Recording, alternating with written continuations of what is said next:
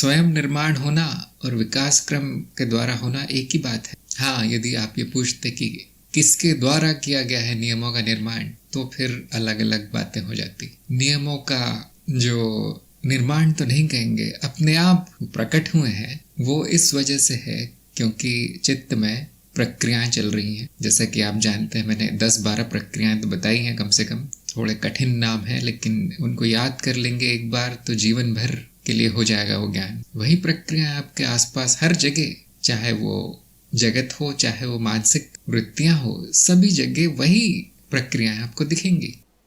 इन प्रक्रियाओं के कारण ऐसा लगता है कि सब कुछ व्यवस्थित चल रहा है, सारी घटनाएं व्यवस्थित रूप से हो रही हैं, ऐसा लगता है। और जब कोई घटना हमेशा उसी तरीके से हो, एक ही प्रकार से हो, उसको हम नियम का नाम देते हैं कि जो भी होगा वो ऐसे ही होगा, और इसी को हम नियम कहते हैं।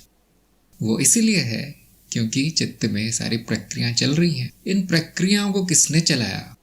स्मृति को जानने का प्रयास करें। स्मृति स्वयं संगठन करती है। स्मृति में जो भी है, जो भी नाद है, जो भी रचनाएं वहां बन गई हैं, वो अपने आप बनती है, क्योंकि संभावना तो कुछ भी बनने की है, अनंत संभावना है।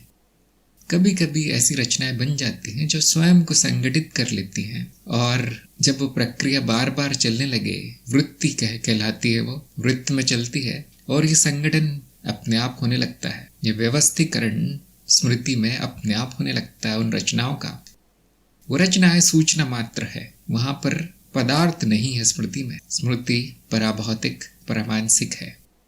ये रचनाएं भी पराभौतिक परमांसिक है, केवल प्रतीत होती है नहीं वो। जैसे पानी पर लहरें प्रतीत होती है, लहरें होती नहीं है। लहरों को निकाल के पानी से अलग आप देख नहीं सकते। स्वतंत्र अस्तित्व नहीं है नाद का, इसीलिए हम उसको मिथ्या के वर्ग में डालते हैं कि वो मिथ्या है, माया है।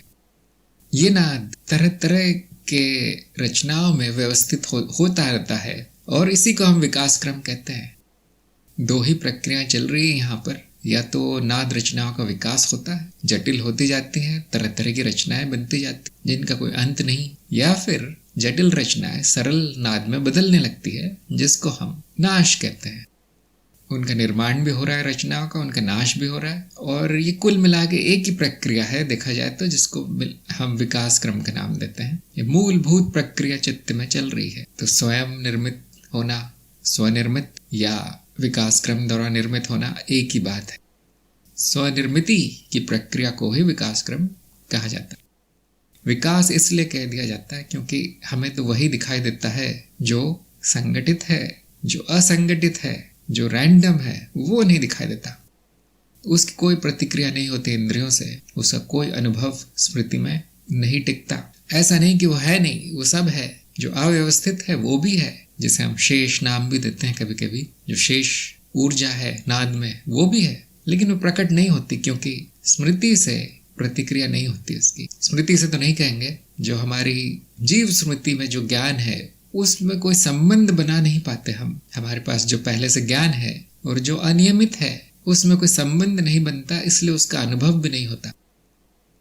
बहुत बार ये प्रश्न आता है कि आपने ये क्यों बोल दिया कि हमारा ज्ञान ही हमारा अनुभव है, ज्ञान नहीं तो अनुभव नहीं। वो यही कारण है। एकदम नई नाद रचना मिल जाए तो उसका न सिर समझ में आता है, न उसका पैर समझ में आता है, उसका अनुभव भी नहीं होता कभी कभी। जो जीव है वो व्यवस्थीकरण है, वो एक बड़ी सीमित मात्रा में व्यवस्थित हुआ है, एक बड़े विशेष रूप से व्यवस्थित हुआ है, और उसको केवल उतना ही अनुभव होता है जिसके लिए वो व्यवस्थित हुआ है। जीव को उतना ही ज्ञान होगा, और ये इतना कम है, ये अनुभव जो होते हैं हमें वो इतने कम है कि कल्पना नहीं कर सकते। मान लीजिए सारे के सारे अनुभव पहाड़ के बराबर हैं, और हमें जो अनुभव होते हैं वो एक कण के बराबर, धूल के कण के बराबर।